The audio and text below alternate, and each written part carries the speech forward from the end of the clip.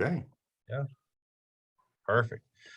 So we'll just jump right in because we've got a relatively big section to cover and it's heavy. You were talking, Stefan, about not loving last time. This is not much more uplifting in its own way. We looked at chapter 14, which was the betrayal, the Gethsemane prayer, and the trial, right? Yeah. So now we're going to continue the rest of 14, which is Peter's denial, and then 15 is the crucifixion.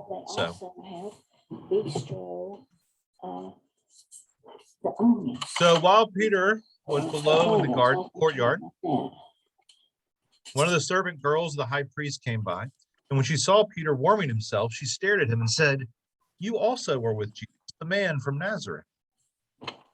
But he denied it, saying, "I do not know or understand what you are talking about." And he went out into the forecourt. Then the cock crowed, and the servant girl, on seeing him, began again to say to the bystanders, "This man is one of them."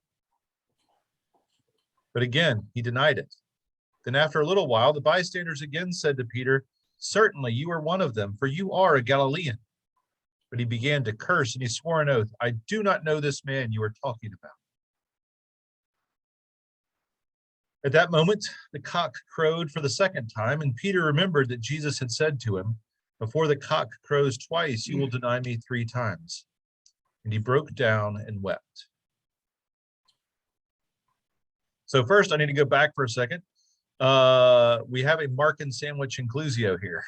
That is, in 53 and 54, Peter follows Jesus to the trial, right?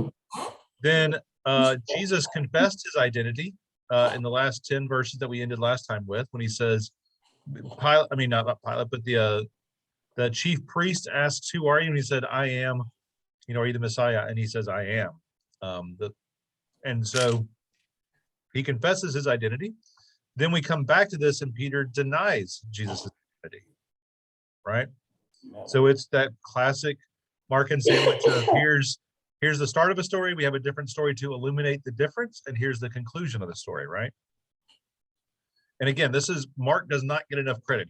He is bagged on a lot of times, but this is a brilliant storytelling move, because it's really, I would even argue he might have told his earlier inclusios about this, because he wanted to make this sad contrast here. That is, Jesus bravely declares his identity, while Peter, the supposed rock of the church, denies that identity at the same time, right? And they're told, interconnected in a way that we're supposed to hear the difference. Jesus is willing to die, Peter's not. I mean, the denial is devastating either way, but it's even more powerful in this context, the way it's told. But placed around Jesus' confession, it's a whole different story. A few other notes. Placker claims people have studied Jerusalem roosters, and they crow between 2 and 5:15 a.m. Things that I love. So Placker was just noting that, mainly because it is to say that that's always the hardest time. If you're staying up all night, that's the time everybody loses rational thought, quite frankly, right? 2 to 5 in the morning, that's when you start to just get bleary-eyed and have no clue what's going on. And then some scholars say Peter shared this story, right? That who else would have known exactly how this happened or what happened? And that Peter told it and shared it. I don't know if that's accurate, but it's an interesting concept, because this is like a lot of other spots where we have stories that we shouldn't otherwise know, but we do know. So who told the story? And I guess it would be Peter. Peter's pretty honest about most of his mistakes and faults, to his ultimate credit. I think that actually makes sense, this part. Placker then looks at Eric Auerbach, a 20th century literary critic, who declares this moment as an entirely new literary genre. Stories, tales, histories, everything at that era were about the gods. They're about kings and queens, the elite of the world. Yet here, there are door girls and peasants like Peter, and they're an exchange that is the most important exchange in the world, right? So suddenly, instead of it being all about the important and the rich and famous, it's the average door person, the door woman, and this random fisherman from the middle of nowhere that are the most important characters, right? I hadn't thought of it ever like that way, like that before, but it's an interesting way to talk about how the gospel ultimately elevates the otherwise unimportant. Okay, what is a door girl? Is that a prostitute? No, that's just someone who opens the door. Oh, I thought it was, okay. She's just like a servant girl that, yeah. She's a servant girl, but it's basically like a doorman in New York, right? There are those people who just watch the door and make sure the right people go in and out, make sure things are clean and taken care of. Oh, okay. Well, good. Yeah. That's just her job. Okay. The other irony here is as Jesus is beaten and asked to prophesy, his prophecy of denial comes true, right? We have to just name that. That's a fascinating twist in this process. He had prophesied that he'd be denied 3 times before the cock crowed. And I always have wondered about that story. The most fascinating part, I don't know why Peter does it, but another great moment of storytelling. The cock crows for the first time when Peter denies him for the second time. I think if I had been Peter, I would have been like, uh-oh. If I'd heard the rooster, I would have said, oh, I remember this story. I need to stop. I need to stop before I finish this. But I guess that's not Peter. The other Borg Crossan see Mark's telling his encouragement for the early Christians being persecuted. Be brave like Jesus. In this, like don't be like Peter who denies Jesus, but be brave like Jesus. Even if it means death and persecution, claim him as your Lord and Savior, right? Those are that's the overview. What else do we hear or have questions about in Peter's denial?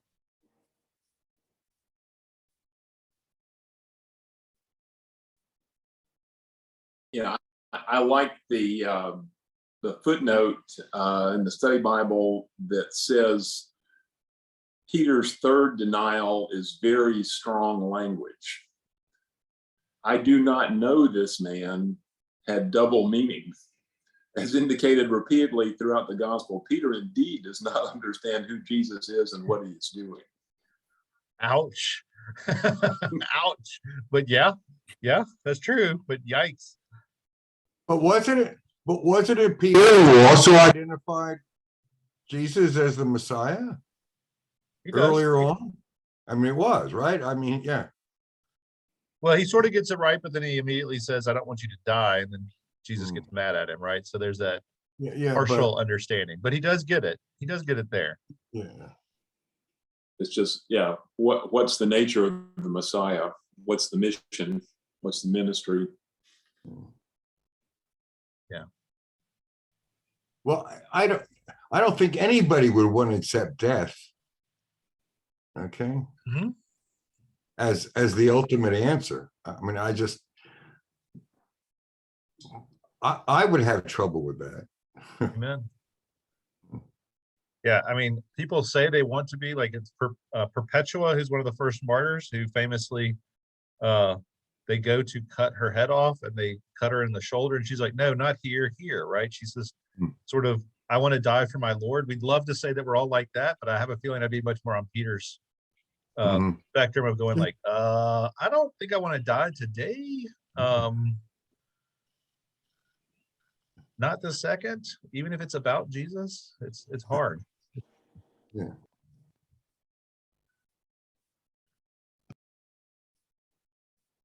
All right, so we now shift to Pilate, and what little evidence we have from history, Pilate was a pretty rotten guy. One of the records we do have said he crucified so many people that he was ordered back to Rome to answer to Caesar to sort of calm down, quit killing all those people. You seem to be a little glad to put people to death, maybe a little too quickly. So we need to start there because, well, most scholars debate if Pilate would have spent any time with Jesus at all, right? There's a decent debate out there about, is this all just a made up narrative as an apologetic to Rome? To sort of show the Romans that this new group wasn't so bad after all. They believed in Roman law or something along those lines. Known for killing, he likely would have been happy to squash another upstart Messiah and revolution if that's what he saw Jesus as, right? So that's one argument about Pilate. And then there's the other argument. At the same time, Pilate managed to stay in charge for 26 years, at least according to the records we have. in a very difficult province in a very hard corner of the empire. You don't stay in charge anywhere for 26 years without being at least a little bit of a political animal, right? He had to know what he was doing and how to play sides against each other, as well as to maintain his authority. And if Pilate were a political animal, for me, I think he might have wanted to talk to Jesus, mainly because why would the chief priests try to kill one of their own, right? Like, I think he would have very quickly sniffed out, like, if this is an internal conflict, why am I getting in it, right?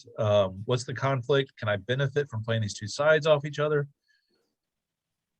It's either a very brilliantly told story by all four gospels, and just done as a great apologetic, or for me, I think personally, I would say it probably did happen. Who knows if it's exactly this way, because I could see someone like Pilate, who is trying to rule in a foreign land, being more than willing to play one side against the other, against the other, against the other. That's how he would probably stay in power longer. Anyway, just background as we look at the trial. As soon as it was morning, the chief priests held a consultation with the elders and scribes and the whole council. We've lost sound, Bill. Can't Oh. hear you.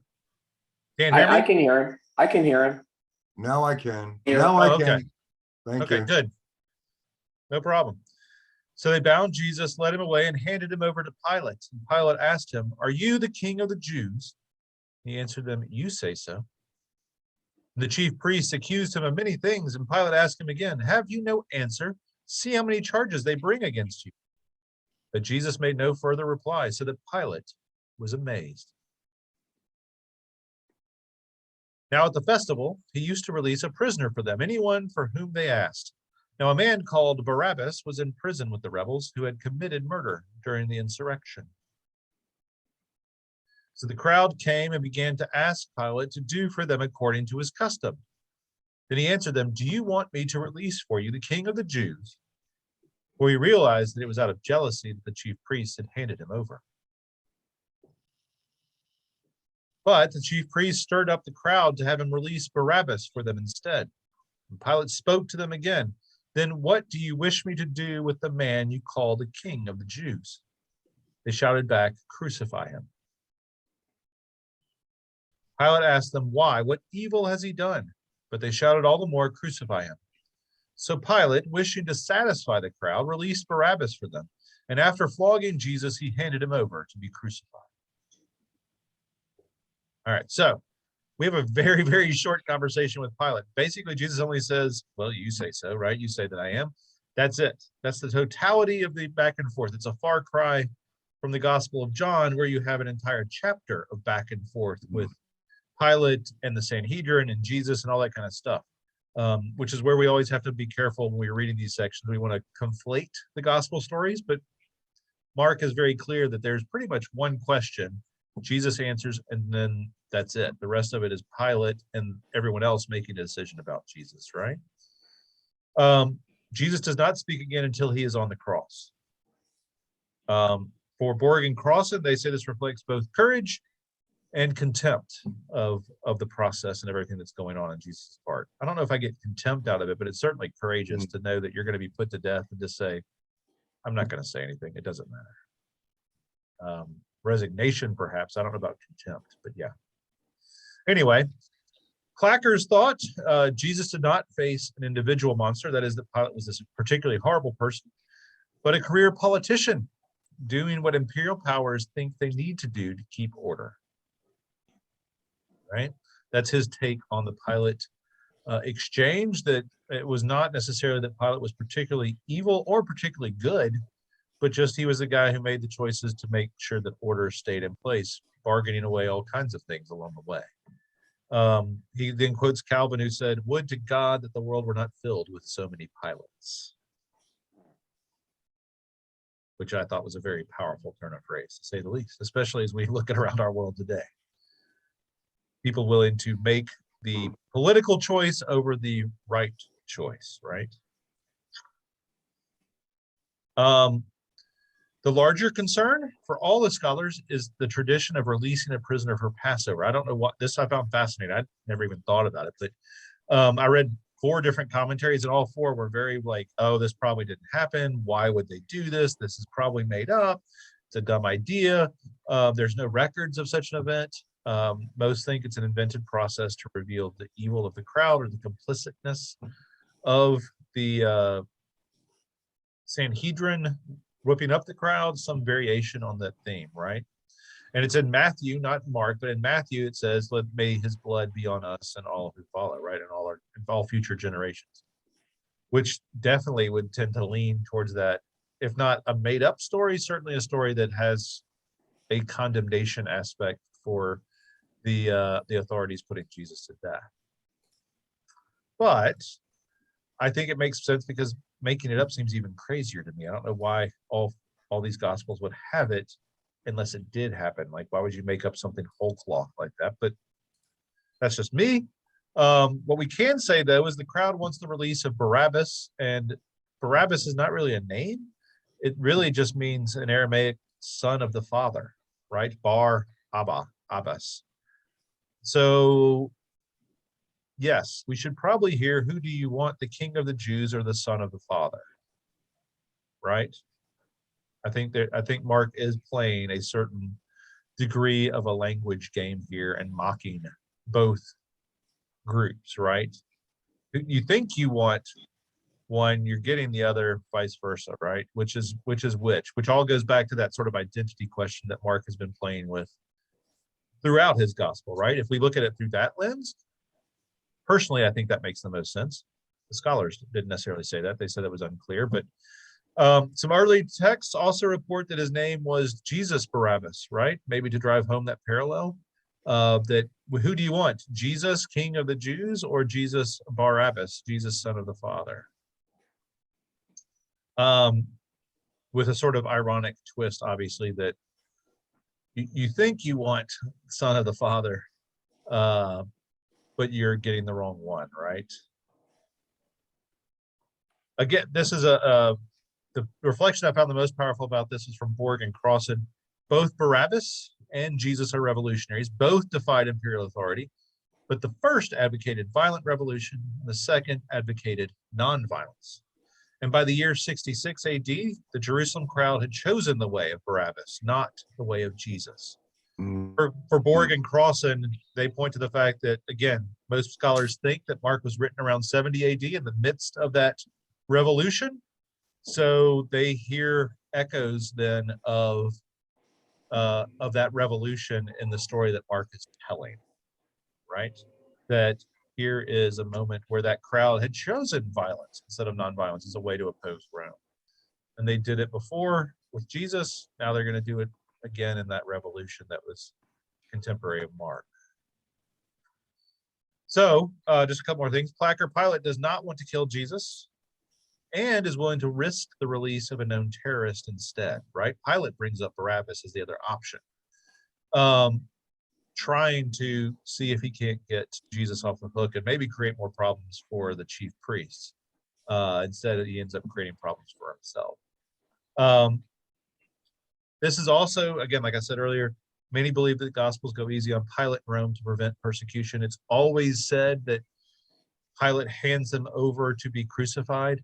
Well, it's still Roman centurions who kill Jesus. Let's be very clear. It is not, no record that we have, even in the Gospels, says that there were literally Jews from the Sanhedrin who crucified him. It was always a Roman killing. It was always their process of getting rid of people, not a Jewish one, right? Thoughts on all of this trial with Pilate, the process, the fairness, you name it.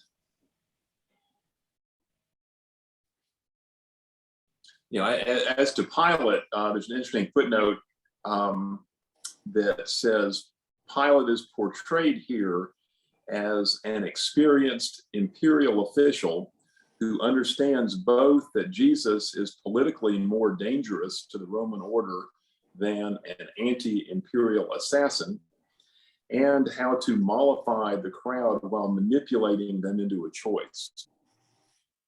I think that's fair. I mean, it's certainly what the text tells us, right? If we read a little between the lines. I mean, and certainly, you know, there's nothing here, you know, Mark is not saying, Mark portrays the religious authorities as manipulating the crowd. It's not that, you know, Mark is saying that the Jews demanded Jesus' death.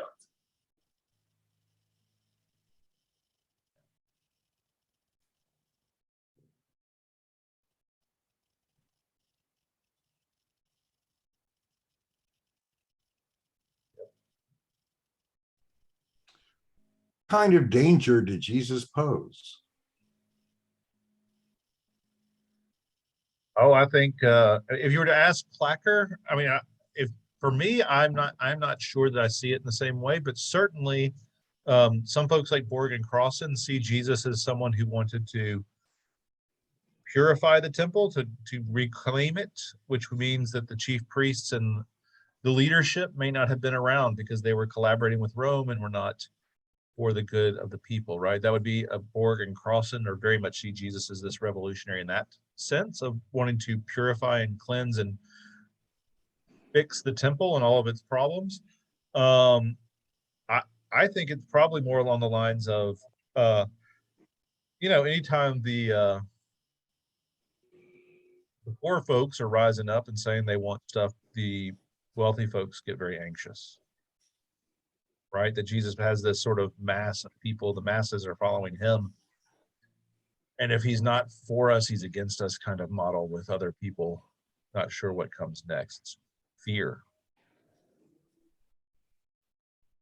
I've always wondered why the Jews did not believe that Jesus was a Messiah.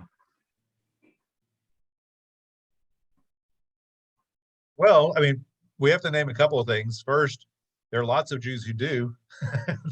Jesus is a Jew and he's got 12 Jews following him and he's got a whole crowd behind him that are likely Jews as well. It's one of those tricky things of there were Jews who followed Jesus and believed him, and certainly we have record of lots of them jumping in, and then you have others who don't. And I mean, the great question is for any of us, right? Like, would we have been a faithful person who believed this guy coming in talking about love and peace and harmony is a good guy, or if he would have been someone we would have been against? Probably meant like the chief priest and, you know, the leadership. What were they seeing? I mean, why would they not see him as a Messiah with all the miracles he did and so on and so on? It's a great question. I mean, I think part of it's probably just so much of it was tied up in that expectation of homeland and having a militant Messiah who was going to kick Rome out. Seemed to be a lot of the expectation of the era. And if they were looking for that, Jesus certainly didn't fulfill that messianic role. If he's also supposed to be a Messiah who brings peace and not division, you know, one of the great hallmarks of the Messiah is supposed to be shalom, peace. And Jesus certainly doesn't seem to be bringing a lot of peace with all of his work, at least not in terms of everybody getting along. So there's some of those kinds of ways of talking about Jesus's ministry that I could see how if you're a leader or if somebody's coming in and saying we're going to change this whole system, you go, who the heck are you to think that, like, okay, you believe in a more purified Israel, let's say, but I don't see all the other hallmarks of what a Messiah is supposed to be, or as a threat, right, to the chief priest being in his seat for a long time. I don't know. Maybe somebody else has an idea. That's my thought.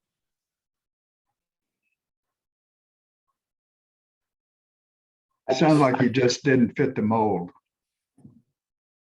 of what people would expected. Yes. I think he was just a threat to everything they considered normal.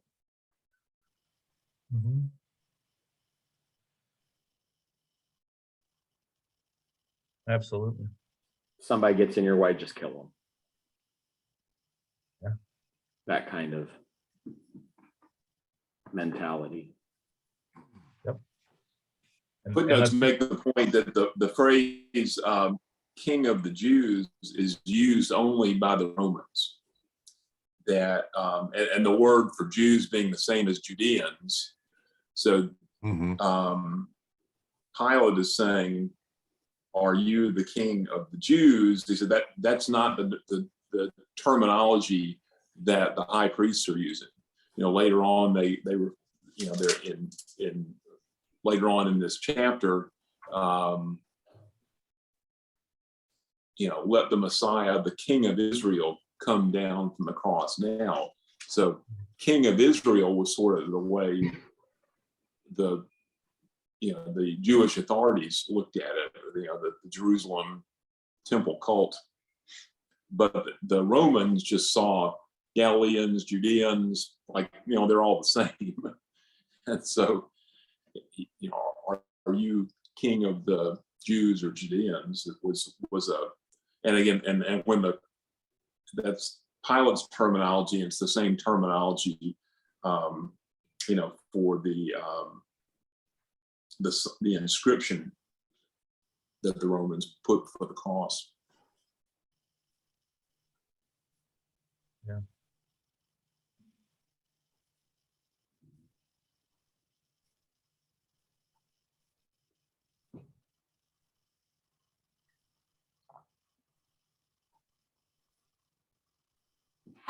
All right. Well, we'll turn to the hard part of the story for sure, which is the crucifixion itself.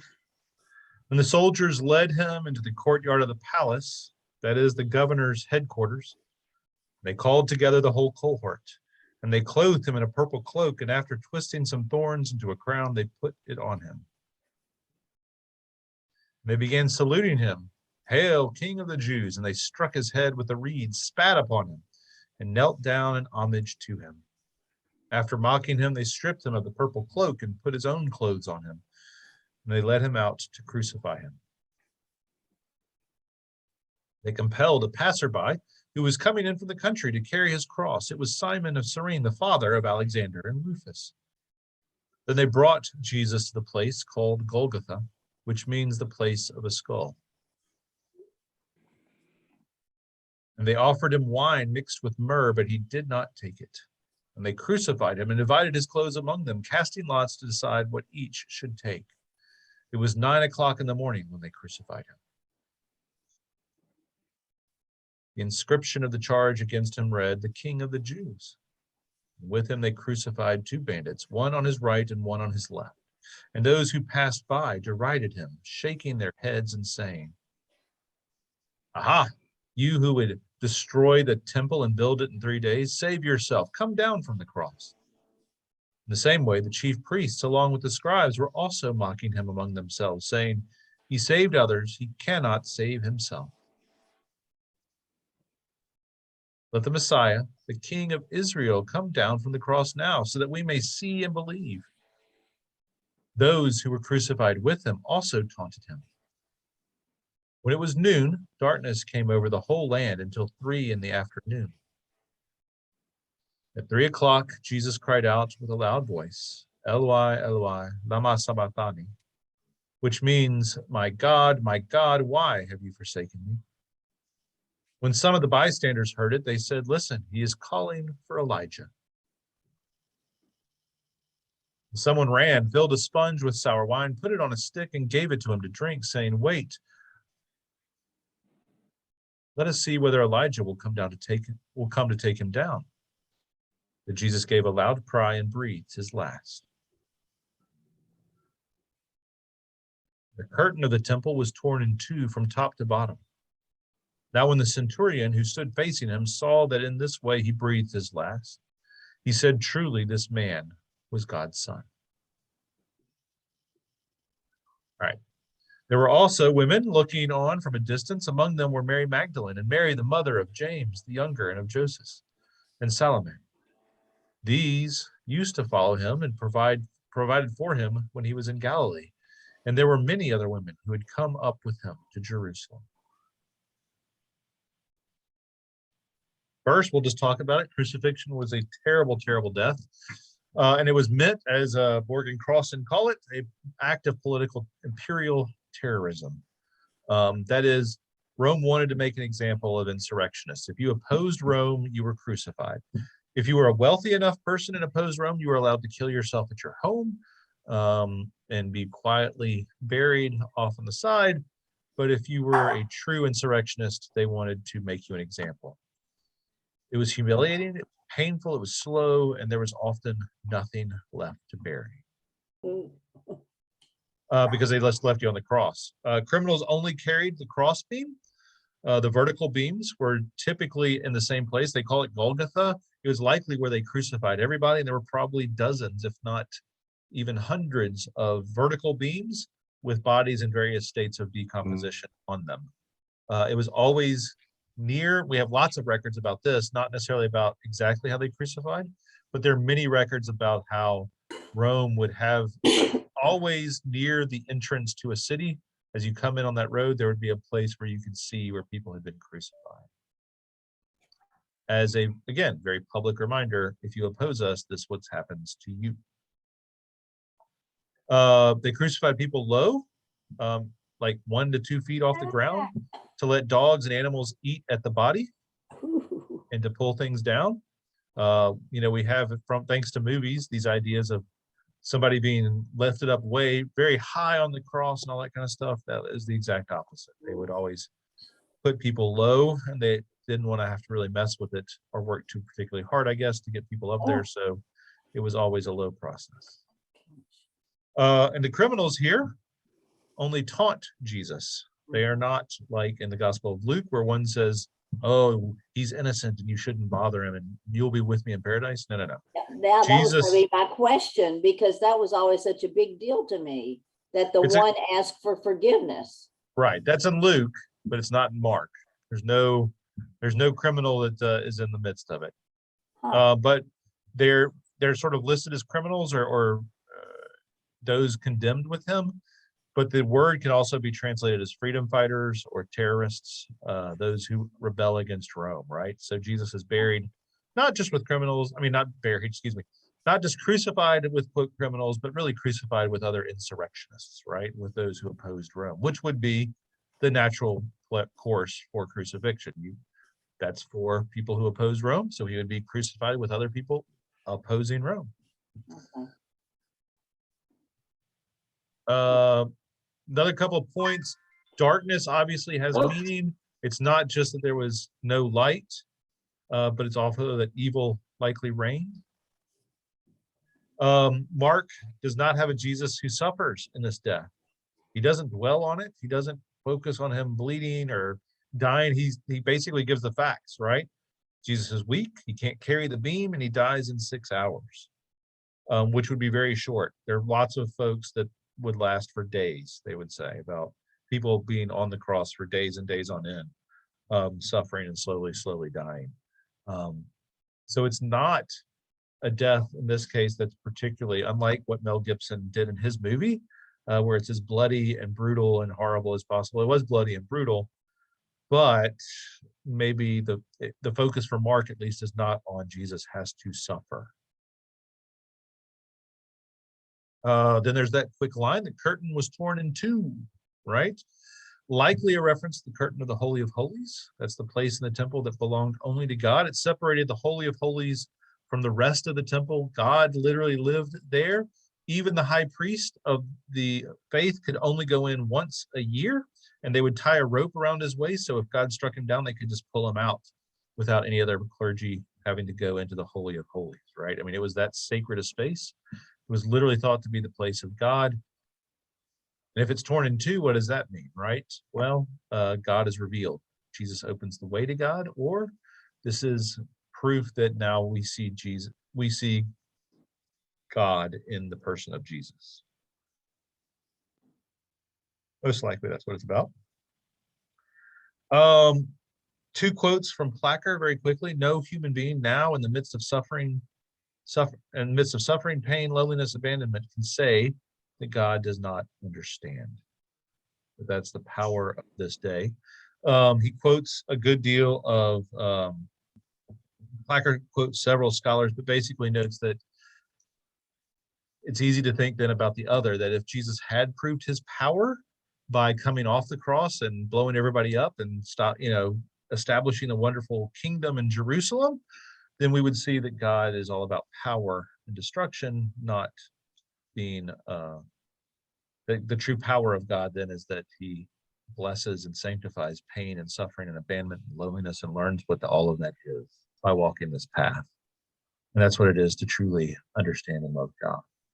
And Christianity would have remained a Jewish religion and not Absolutely. a Gentile religion. Yeah. Absolutely. If he had come down from the cross, it would have been a very different conversation. Yes. Exactly. Yeah. And then the other quote that I love from Placker is, however improbably this poor Jew on a cross is what it looks like to be God. Right? This is what it looks like to be God, which is suffering and pain, to be poor and outcast and everything else, right? It is not the crown. It is not the glory, which we are still trying to wrap our heads around, quite frankly. I disagree with that. How so? Okay, it doesn't make him look like a god. I'm sorry. It makes him look very human. It does not make him look like what it looks like to be God. Not in my mind. It doesn't do that for me. Sorry, Bill. That's okay. We can all disagree. It's no problem. But here's the one thing we can say unequivocally. I think that was the end of my. Just a quick note. Next week I have a meeting, so we'll finish up Mark the following week on the 28th. But no, look. Here's the hard part we can say about all four Gospels and Paul is the fact so hard Jesus was crucified, and we understand in faith and perhaps fact that Jesus rose again. What that means, what that looks like, we've been wrestling with for 2,000 years as a community of faith, right? Because we still don't have a definitive understanding of what atonement has happened here, what it means, how does it look. Fully a third of each of the Gospels is all about the crucifixion and trying to wrap our brains around this horrible moment in time and recognizing that we're only part of the way to understanding any of it, quite frankly, I would argue. So it doesn't bother me at all to sort of push back on that and say, I don't know if I believe it's looking at a broken poor Jew on a cross as seeing God. That's okay. That doesn't bother me. Bother me. No. Yeah. I mean, but just to say, like, I think there's lots of ways for us to engage this and work on it because it's hard. It's hard.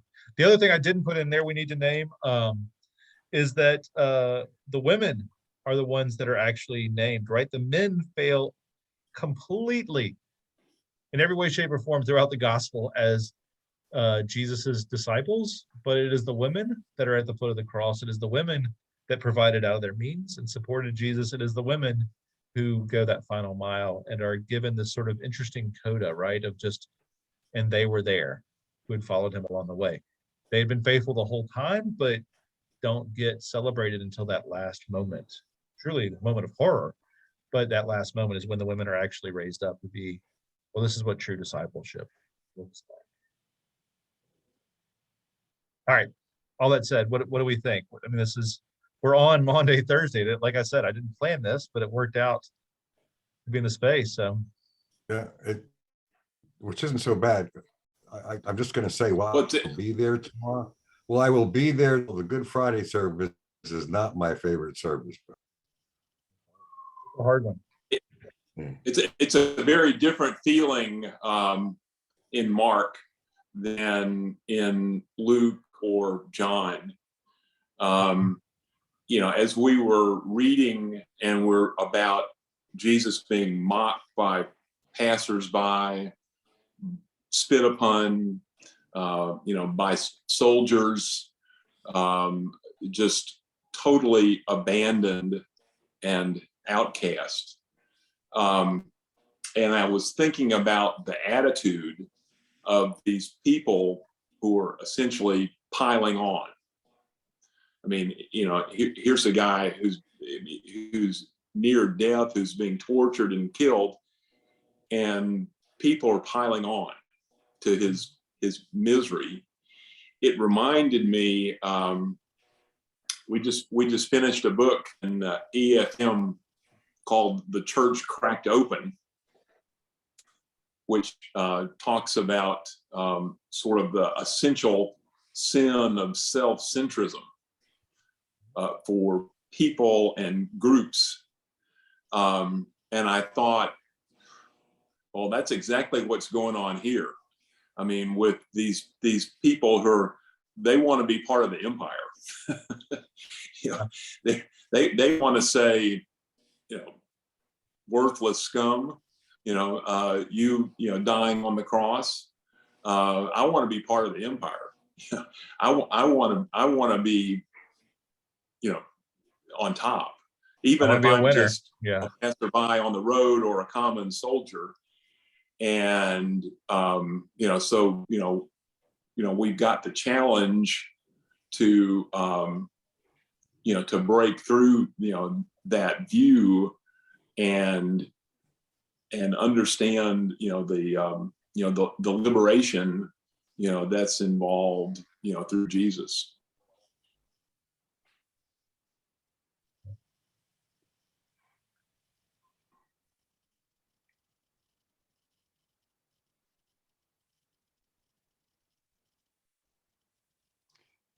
Yep, we all want to be part of the winning side, and it doesn't look like Jesus wins on this Friday. Well, it doesn't look that way, does it? But this is the before story, after story. Okay. As Paul Harvey would say, now rest of the story. Well, and I think, you know, it certainly speaks to, you know, I guess what I've thought of for a long time, for want of a better word, is sort of the integrity of Jesus. That you know, he understands where he's headed, and he understands the terror, you know, and the pain at some level, even though he at one point asks that if he could be spared, that he would be. You know, I mean, it's certainly, as I mean, this is I guess a sort of a Pauline concept. I mean, it certainly speaks to the faith in God, and I mean, and the notion that that's the faith that sets us free.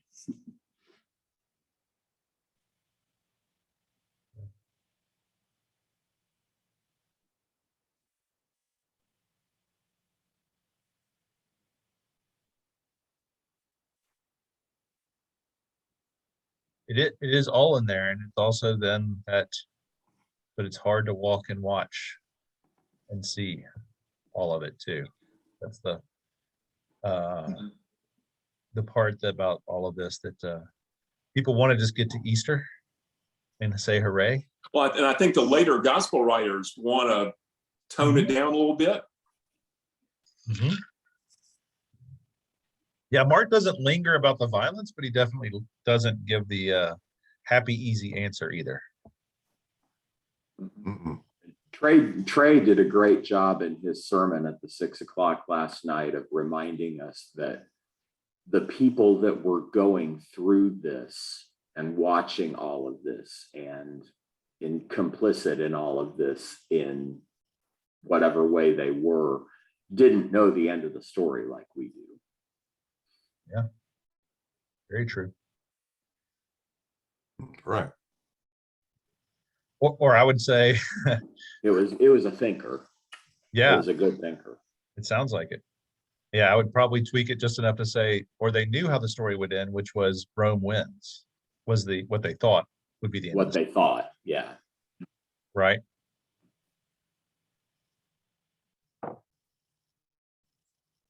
That's the folly of the cross that Paul talks about. Mm-hmm. Absolutely. Exactly what Paul talks about.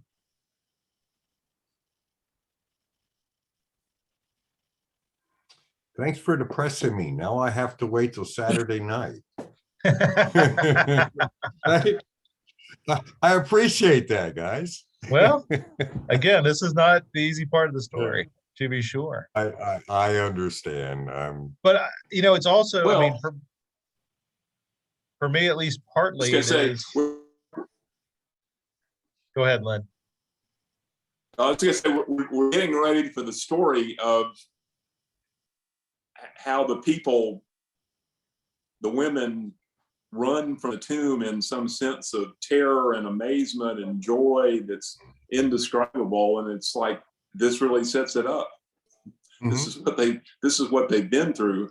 Yeah. Does. I was going to say the other side of it for me is it definitely reminds me as we listen to Peter's failings and Pilate's mistakes and all the politics of it, how often our political worlds, evil does not look like, the horned guy in the tail and red face. It tends to be a lot of good politics, or let's make this all work and keep everybody happy tends to be where the greatest evil is done. At least that's part of the lesson that I take away from it, right? That those politically expedient choices tend to be the ones that often are the most damning.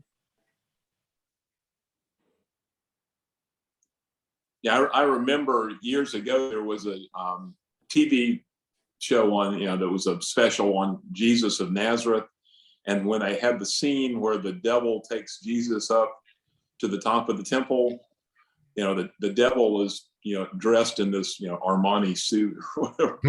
Yeah. There's no pitchfork and tail. Yeah.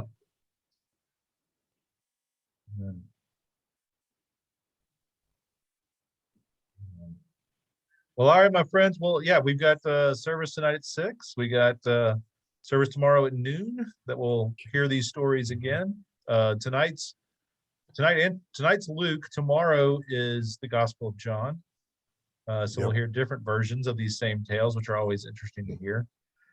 And then, then we have Easter on Saturday night with the vigil at 7 and on the usual times and Sunday morning. So hope to see y'all at whichever ones you can be. And we'll work on sending invites for you stuff. We'll try and get those links. Okay. Clara says happy Thank you. Easter. Well, I mean, I will be there, okay, tomorrow and Saturday. Perfect. Okay. It'd be nice though for Sunday because I'm going out on Sunday again. Okay, but at any rate, there you go. Perfect. Okay, and happy Easter to the Murrays in Memphis. Okay. Happy Easter, my friends. We'll talk soon. Okay, great. Yes, Good to see everybody. Thank you. Thanks. Bye, Okay. everybody. Bye.